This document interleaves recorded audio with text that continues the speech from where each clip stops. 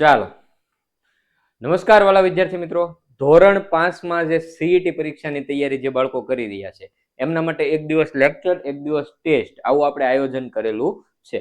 હવે એ આયોજનમાં આપણે એક દિવસ લેક્ચર આવે અને પછી એની ટેસ્ટ એ વોટ્સએપ ગ્રુપમાં આવે છે. તો એમાં આજે આપણે લેક્ચર નંબર 11 છે કે જેમાં આપણે સમસંબંધ, જે એમએટી વિભાગ તમારો માનસિક યોગ્યતા કસોટી કહેવાય, એનો એમએટી વિભાગ છે, બરોબર. એમાં સમસંબંધ વિશે થોડુંક ભણવાનું છે. હવે સમસંબંધ એટલે શું એના વિશે આપણે થોડીક વાત કરીએ, બરોબર. ઉદાહરણ સાથે સમજીએ.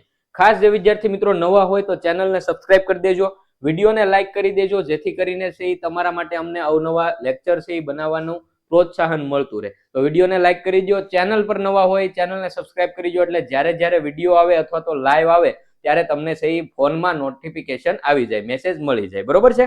ચાલો, તો હવે જુઓ સમસંબંધ એટલે શું, તો કે એમાં તમને આવી એક જોડ આપી હોય. હવે પહેલી જે જોડ છે ને એમાં જે સંબંધ રહેલો છે એ સંબંધ તમારે વિચારવાનો પહેલા, પછી એના આધારે બીજી જોડ માટે તમારે એવો સંબંધ બનાવવાનો હોય. આને કહેવાય સમસંબંધ. હવે અહીંયા તમે જુઓ, અહીંયા તમને એક સંબંધ આપેલો છે, ગાયની સામે વાંચરડું લખેલું છે. જુઓ તો જરાક, ગાયની સામે શું લખેલું છે? વાંચરડું લખેલું છે. તો ઊંટની સામે શું આવે એ આપણે જવાબ અહીંયા દેવાનો હોય. તો ગાયની સામે વાંચરડું લખ્યું એટલે એનો સંબંધ શું છે એ પહેલા આપણે વિચારવાનો. તો ગાયની સામે વાંચરડું લખ્યું, હવે આમાં સંબંધ વિચારો તો તમને લાઈટ થઈ કે ભાઈ ગાયનું જે બચ્ચું, ગાયના બચ્ચાને શું કહેવાય? વાંછરડું કહેવાય. ગાયના બચ્ચાને આપણે શું કહેશું? વાંછરડું કહેશું. તો બીજી જોડમાં આપણે ઊંટના બચ્ચાનું નામ લખવાનું, કારણ કે પહેલી જોડમાં શું સંબંધ હતો? તો કે ગાયના બચ્ચાને વાછરડું કહેવાય. તો બીજી જોડમાં એવો સંબંધ બનાવવાનો કે ઊંટના બચ્ચાને શું કહેવાય? તો ઊંટના બચ્ચાને કહેવાય બોતડું. શું કહેવાય? બોતડું કહેવાય. આને કહેવાય સમસંબંધ. હવે આ સમસંબંધ એવા બધા તમને ન આવડતા હોય, બરોબર. આના માટે કોષ્ટક તમને આપણે સીઈટી ની જે બુક છે એમાં પણ આપેલું છે. એ સિવાય તમારા જે ચેપ્ટર હોય, તમારા પાઠ હોય, એમાંથી પણ તમને સમસંબંધ આધારિત પ્રશ્નો પૂછાઈ શકે. ઉદાહરણ તરીકે કેટલાક પ્રાણી આપ્યા છે, એના બચ્ચાના નામ આપ્યા છે. જુઓ, ગાયની સામે વાછરડું, ઘોડાના બચ્ચાને વછેરું કહેવાય, બકરીના બચ્ચાને લવારું કહેવાય, કૂતરો હોય તો એના બચ્ચાને ગલુડિયું કહેવાય, બિલાડી છે તો એના બચ્ચાને મીંદડું કહેવાય, ભેંસ છે તો એના બચ્ચાને પાડું કહેવાય, ઘેટા હોય તો એના બચ્ચાને ગાડરડું કહેવાય, ઊંટના બચ્ચાને બોતડું કહેવાય, હાથીના બચ્ચાને મદનિયું કહેવાય, ગધેડાના બચ્ચાને ખોલકું કહેવાય, સાપ હોય તો એના બચ્ચાને સાપોલિયું અથવા તો કણા આપણે જે કહીએ છીએ, મરઘીનું બચ્ચું હોય તો એને પીલું કહેવાય, બરોબર. તો આવા નામ છે આપણને આવડતા હોય તો આપણને ખ્યાલ આવે, બરોબર. હવે એવું કઈ જરૂરી નથી કે ભાઈ ખાલી બચ્ચાના નામ જ પૂછાય હો, ઘણા બધા ટોપિક આધારિત પૂછાય. ઉદાહરણ તરીકે કેવા કેવા ટોપિક? તો જુઓ, આવા છે કે દેશની સામે એની રાજધાની આપી હોય એવા પ્રશ્ન પૂછાઈ શકે, રાજ્ય અને એના પાટનગરના નામ પૂછાઈ શકે, રોગ અને એના નિયંત્રણ માટેના ઉપાયો છે એના આધારે પૂછાય, ઉપકરણો અને એના ઉપયોગો હોય, ડેરી અને શહેર છે, સાહિત્ય અને કૃતિ છે, સમાધિ સ્થળ છે, કોઈ વ્યક્તિ છે, મહાન વ્યક્તિઓ, એમના સમાધિ સ્થળ વિશે પૂછાઈ શકે, પ્રાણી અને એના બચ્ચાના નામ છે, રમત અને રમતનું મેદાન છે, આ સિવાય સંખ્યા આધારિત છે, પછી રમત અને એના ખેલાડીની સંખ્યા છે. ઘણા બધા પ્રકારે તમને છે પ્રશ્ન પૂછાઈ શકે છે, બરોબર છે. આપણે ઘણા બધા ટોપિક છે એ આપણે બુકમાં આપેલા જ છે. એ સિવાય પણ ઘણા બધા ટોપિક આધારિત સમસંબંધ બની શકે. આને સોલ્યુશન કરવાનો મેન રસ્તો એ જ છે કે તમારે પેલી જોડ જે આપેલી છે એ જોડમાં સંબંધ કયો છે એ ગોતી લેવાનો. એ સંબંધ ગોતો પછી તમારે બીજી જોડમાં એવો સંબંધ બનાવવાનો, તો આમાં ભેગું થાય, બરોબર છે. આપણે ઉદાહરણ થોડાક જોઈએ એટલે તમને વધારે અંદાજો આવી જશે, બરોબર છે. ચાલો, જેને જવાબ આવડતા જાય એ કોમેન્ટ કરતા જશે, નો આવડતા હોય એ અહીંયા જોતા જશે, બરોબર છે. ચાલો, પેલું છે રોટલીની સામે ઘઉં લખ્યું છે, તો ગોળની સામે શું આવશે? હવે આમાં પહેલા તો સંબંધ વિચારો. રોટલીની સામે ઘઉં લખ્યું છે, તો રોટલી છે એ શેમાંથી બને? તો કે રોટલી ઘઉંમાંથી બને છે. સંબંધ મેં વિચાર્યો કે ભાઈ રોટલી છે એ હાલો લોટમાંથી જ બને, પણ લોટ છે ને તો કે ઘઉંનો લોટ, બરોબર. તો કે ઘઉંના લોટમાંથી તમે રોટલી બનાવો છો, એનો મતલબ કે આ છે એ આપણને પ્રોડક્ટ મળી, પણ એનું મેઇન પ્રોડક્ટ કઈ હતી? એનો કાચો માલ શું થયો? તો કે ઘઉં થયા. તો ગોળ છે ગોળ ઈ આપણે શેમાંથી બનાવીએ? ગોળ શેમાંથી બનાવીએ? આ ગોળ છે એક પ્રોડક્ટ થઈ, એનો કાચો માલ હું? તો કે ગોળ શેરડીમાંથી બને? તો કે હા બને.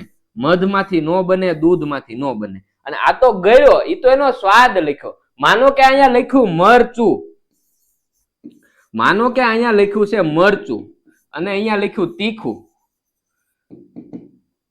પછી તમને અહીંયા આપ્યું ગોળ અને અહીંયા તમને પૂછ્યું તો કે મરચું, તો કે મરચું તીખું લાગે તો ગોળ કેવો લાગે? મરચાનો સ્વાદ તીખો હોય તો ગોળનો સ્વાદ કેવો હોય? તો કે ગળ્યો. તો અહીંયા ગળ્યો જવાબ આવે. પણ અહીંયા આપણને શું આપ્યું? રોટલીની સામે ઘઉં લખ્યું છે, એટલે કે ઘઉંમાંથી આપણે રોટલી બનાવીએ છીએ. તો ગોળ આપણે શેમાંથી બનાવીએ એ આપણો સાચો જવાબ થાય. તો ગોળ આપણે શેમાંથી બનાવીએ? શેરડીમાંથી બનાવીએ છીએ. તો આ છે એ આપણો સાચો જવાબ થશે. લાઈટ થાય? સમજાણું? બરોબર છે?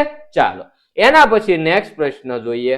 એ પહેલા ખાસ જે વિદ્યાર્થી મિત્રોને વોટ્સએપ ગ્રુપમાં જોડાવાનું બાકી હોય તો વોટ્સએપ ગ્રુપમાં જોડાઈ જજો. વોટ્સએપ ગ્રુપમાં જોડાવા માટેની લિંક છે એ તમને ડિસ્ક્રિપ્શન બોક્સમાંથી મળી જશે. ત્યાંથી નો ફાવે તો આ નંબર છે, આ નંબર પર વોટ્સએપમાં હાઈ કરીને મેસેજ કરશો એટલે વોટ્સએપ ગ્રુપમાં જોડાવા માટેની લિંક ઓટોમેટિક મળી જશે. આપણે જે પણ ટેસ્ટ આવે છે એ બધું પીડીએફ સ્વરૂપે આપણે વોટ્સએપ ગ્રુપમાં વિના મૂલ્યે આપીએ છીએ. તો ખાસ વોટ્સએપ ગ્રુપમાં જોડાઈ જજો એટલે સાથે સાથે પ્રેક્ટિસ થતી રહે. બરોબર છે?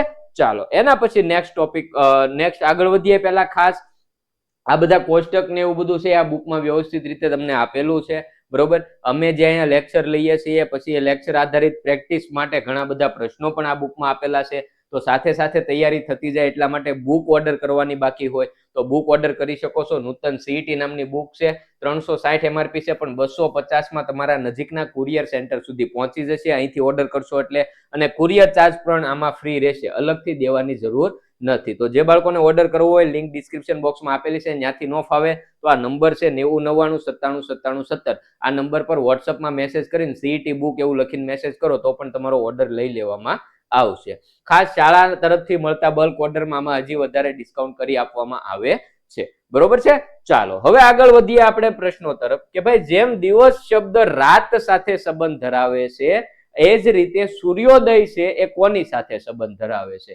એટલે કે આ તમને આવી રીતે અહીંયા આપેલું. ઘણી વખત આખું વાક્ય લખેલું હોય, આમ નો પણ લખેલું હોય, પણ એનો મતલબ આવો થયો. દિવસ ની સામે રાત તો સૂર્યોદય ની સામે શું આવશે? રેડી? આવો પ્રશ્ન છે. પ્રશ્ન સમજવો જોઈએ કે દિવસનો રાત સાથે જે સંબંધ છે એવો સૂર્યોદયનો કોની સાથે સંબંધ છે? તો અહીંયા તમે થોડુંક વિચારો તો દિવસ અને રાત આ બે કેવા શબ્દો થઈ ગયા? વિરોધી શબ્દો થઈ ગયા. કેવા શબ્દ થઈ ગયા? વિરોધી શબ્દો થયા મારા વાલા. બરોબર? દિવસ અને રાત એ કેવા શબ્દ થયા? વિરોધી શબ્દ થયા. તો આપણે પણ અહીંયા સૂર્યોદયનો વિરોધી શબ્દ ગોતવાનો. સૂર્યોદયનો વિરોધી શબ્દ આપણે ગોતવો પડે. તો અહીંયા તમે વિચારો તો સૂર્યોદયનો વિરોધી શબ્દ શું થશે? સાંજ, સૂર્યાસ્ત, સવાર કે અંધારું? તો કે સૂર્યોદયનો પરફેક્ટ વિરોધી શબ્દ આમાંથી આપણને કયો મળશે? સૂર્યાસ્ત મળશે. શું મળશે? સૂર્યાસ્ત મળશે. અહીંયા એટલે આપણો સાચો જવાબ થશે વિકલ્પ બી. આપણને કઈ રીતે ખબર પડી? તો કે પહેલી જોડમાં જેવો સંબંધ હતો એવો આપણે બીજી જોડમાં સંબંધ બનાવ્યો છે. ઓકે છે? તો આવી રીતે છે એ આપણને સમસંબંધના પ્રશ્નો પૂછાય છે. જેમ જેમ આપણે વધારે પ્રેક્ટિસ કરશું એમ આપણને વધારે ખ્યાલ આવતો જશે. હજી આ લેક્ચર ભણશો પછી આના આધારિત કાલ પાછી ટેસ્ટ આપશો, એનું સોલ્યુશન કરશું એટલે વધારે તમને અંદાજો આવશે. હવે અહીંયા તમે જોવો તો રાજસ્થાનની સામે જયપુર લખ્યું છે, તો ગુજરાતની સામે શું આવશે? તો રાજસ્થાનની સામે જયપુર લખ્યું, શા માટે લખ્યું એ પહેલા વિચારવું પડશે ભાઈ. તો કે ભાઈ રાજસ્થાનનો એક જિલ્લો છે જયપુર, એવું તમે કયો કે રાજસ્થાનનું એક સિટી છે જયપુર. તો આ બધા ગુજરાતના સિટી છે. જો અમદાવાદ, સુરત, વડોદરા, ગાંધીનગર બધા ગુજરાતના સિટી છે. એમ ભેગું થાય નહીં. તો હવે આપણે બીજું વિચારો કે ભાઈ રાજસ્થાન છે એનું પાટનગર, રાજસ્થાનનું પાટનગર શું છે? જયપુર. તો આપણે અહીંયા ગુજરાતનું પાટનગર લખવું પડે. તો તો ગુજરાતનું પાટનગર છે એ કયું થશે? તો કે ગુજરાતનું પાટનગર થશે ગાંધીનગર. તો અહીંયા છે એ આપણો સાચો જવાબ આવશે ડી, ગાંધીનગર. સમજાય છે? તો આવી રીતે આ જે છે એ ભાઈ બધા રાજ્યો છે એના પાટનગર છે, આ બધું આપણને ખ્યાલ હોવો જોઈએ. બરોબર, બુકમાં વ્યવસ્થિત રીતે તમને આપેલું જ છે, ત્યાંથી પણ તમે તૈયાર કરી શકો છો. ડન છે? તો અહીંયા છે એ આપણે રાજસ્થાનમાં પહેલી જોડમાં એવું આપણે સંબંધ બનાવ્યો કે એક બાજુ રાજ્યનું નામ આપેલું છે અને સામેની બાજુ એ રાજ્યની પાટનગર રાજધાની એનું નામ આપેલું છે. બરોબર છે? તો આવી રીતે આપણે છે એ પછી બીજી જોડમાં એવો સંબંધ બનાવ્યો કે અહીંયા જે રાજ્ય લખેલું છે એના પાટનગરનું નામ આપણે ત્યાં લખવાનું રહેશે. બરોબર છે? ચાલો, એના પછી બીજો પ્રશ્ન જોઈએ. ડોક્ટરની સામે દર્દી લખ્યું છે તો શિક્ષકની સામે શું આવે? હવે અહીંયા જુઓ, શિક્ષકની સામે તમને શાળા, ચોક, વિદ્યાર્થી અને પુસ્તક બધું આપ્યું છે, પણ પહેલી જોડમાં જે સંબંધ છે એવો સંબંધ આપણે બનાવવાનો છે. જો ડોક્ટરની સામે દવાખાનું લખ્યું હોય, હોસ્પિટલ લખ્યું હોય તો શિક્ષકની સામે શાળા આવે. ડોક્ટરની સામે સ્ટેથોસ્કોપ લખ્યું હોય તો શિક્ષકની સામે ચોક આવે. બરોબર છે? અહીંયા આ ચોક, પુસ્તક એ બધા શું થઈ ગયા? સાધનો, સામગ્રી થઈ ગઈ. બરોબર? તો ચોક અને પુસ્તક છે એ ડોક્ટરની સામે જો સ્ટેથોસ્કોપ છે, ઇન્જેક્શન છે આવું લખ્યું હોય તો આપણે ચોક અને પુસ્તક વિશે વિચારી શકીએ. ડોક્ટરની સામે અહીંયા દર્દી લખ્યું છે એટલે કે ભાઈ દર્દી છે એ ડોક્ટર પાસે કંઈક મેળવવા, કંઈક લેવા માટે આવે. શા માટે આવે? તો કે સારવાર લેવા માટે આવે. ડોક્ટર છે એક સર્વિસ પૂરી પાડે છે દર્દીને. બરોબર? ડોક્ટર છે એ દર્દીને સારવાર આપે છે. શું કરે છે? સારવાર આપે છે. ડોક્ટર દર્દીને સારવાર આપે છે. બરોબર છે? દર્દી જ ન હોય તો ડોક્ટરનું કઈ કામ છે નહીં. બરોબર છે? તો એ જ રીતે આપણે બીજો સંબંધ બનાવીએ કે શિક્ષકની સામે હવે શું આવશે? તો જે રીતે ડોક્ટર છે એ દર્દીને સારવાર આપે છે એવો સંબંધ આપણે વિચારીએ તો એ જ રીતે આપણે વિચારીએ કે શિક્ષક છે એ વિદ્યાર્થીને જ્ઞાન આપે છે. બરોબર? તો એ લોજિક થી અહીંયા શિક્ષકની સામે શું આવશે? વિદ્યાર્થી છે એ તમારો સાચો જવાબ થશે. શું તમારો સાચો જવાબ થશે? વિદ્યાર્થી છે એ તમારો સાચો જવાબ થશે. બરોબર? હું તમને અહીંયા કહું કે ભાઈ ડોક્ટર એની સામે લખ્યું છે હોસ્પિટલ, તો તમે અહીંયા શિક્ષક સામે શું લખશો? ડોક્ટર સામે હોસ્પિટલ લખ્યું તો તમે શિક્ષક સામે શું લખશો? તો કે તો તમે શિક્ષક સામે લખશો શાળા. શું લખશો? શાળા. શું કામ? તો કે પહેલી જોડમાં જુઓ કેવો સંબંધ બન્યો. તો કે ડોક્ટર છે એનું કાર્યસ્થળ કયું થયું? ડોક્ટરનું કાર્યસ્થળ કયું થાય? તો કે હોસ્પિટલ થાય. તો શિક્ષકનું કાર્યસ્થળ કયું થાય? શાળા થાય. બરોબર? પછી અહીંયા આપણે એવું લખ્યું હોય કે ભાઈ અહીંયા ડોક્ટર, અહીંયા આપ્યું છે સારવાર, તો શિક્ષક એની સામે શું આવે? તો અહીંયા તમે જુઓ તો ડોક્ટરનું કાર્ય લખ્યું છે. ડોક્ટરનું કાર્ય લખ્યું છે કે ભાઈ ડોક્ટર છે એ સારવાર કરે.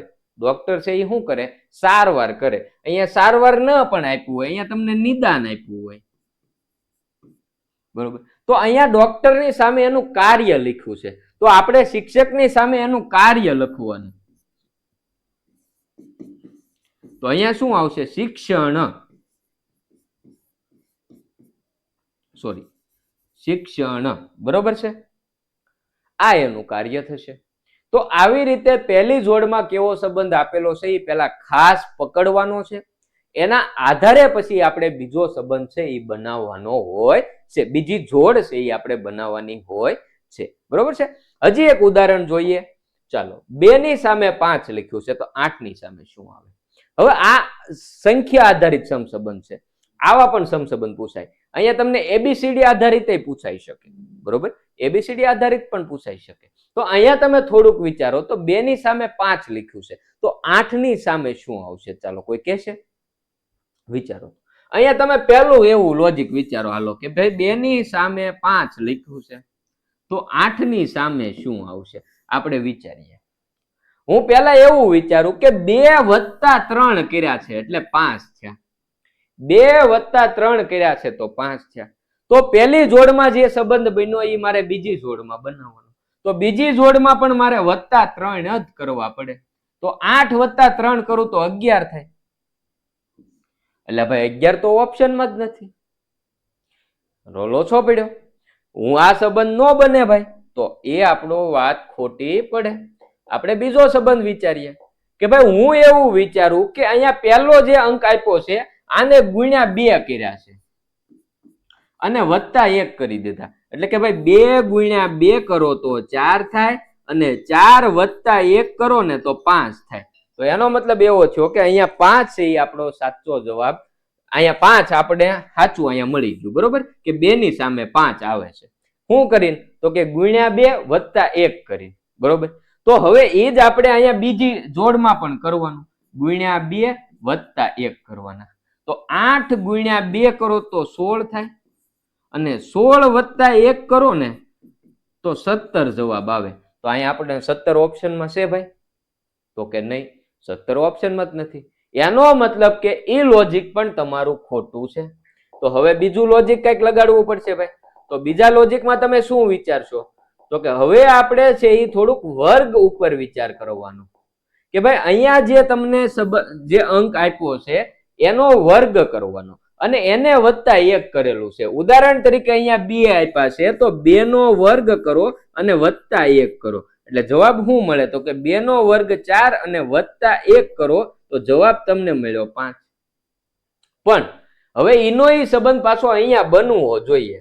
બરોબર? ઈનો ઈ સંબંધ અહીંયા પણ બનવો જોઈએ. તો પહેલા શું કરવાનું? તો કે સંખ્યાનો વર્ગ કરવાનો છે અને +1 કરવાના છે. તો અહીંયા કરો સંખ્યાનો વર્ગ. 8 નો વર્ગ +1. 8 નો વર્ગ 64 થશે અને એને +1 કરો તો જવાબ શું આવ્યો? 65 જવાબ આવ્યો. શું જવાબ આવ્યો? 65 જવાબ આવ્યો. 65 છે ઓપ્શનમાં? તો કે હા. તો એ લોજિક પ્રમાણે આપણો જવાબ છે અહીંયા શું આવશે? 65 આવશે. રેડી? તો આવી રીતે છે એ પહેલી જોડમાં હું સંબંધ રહેલો છે એ વિચારવાનું. પછી તમારે બીજી જોડમાં એવો સંબંધ બને એ રીતે વિકલ્પ પસંદ કરવાનો છે.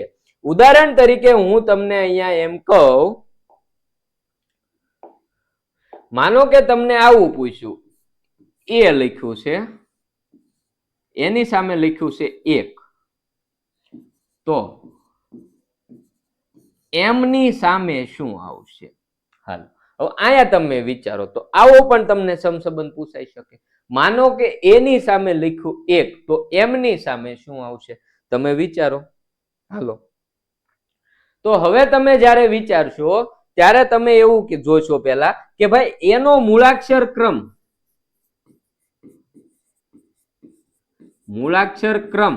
1 છે. એનો મૂળાક્ષર ક્રમ 1 છે તો m નો મૂળાક્ષર ક્રમ કેટલો થાય? તો કે m નો મૂળાક્ષર ક્રમ 13 થાય. તો m ની સામે આપણો જવાબ આવે 13. બરોબર? એટલે પહેલી જોડમાં જે સંબંધ છે એવો બીજી જોડમાં તમારે બનાવવાનો છે. હવે ઉદાહરણ તરીકે ભઈલા આ દાખલો જોવો. હાલો એક બીજું હું તમને આપું છું. ઉદાહરણ તરીકે તમને છે એ મારા ભાઈ એની સામે 1 જ આપ્યું છે. હાલો પરંતુ અહીંયા C આપ્યું છે અને ઓપ્શન આપ્યા છે.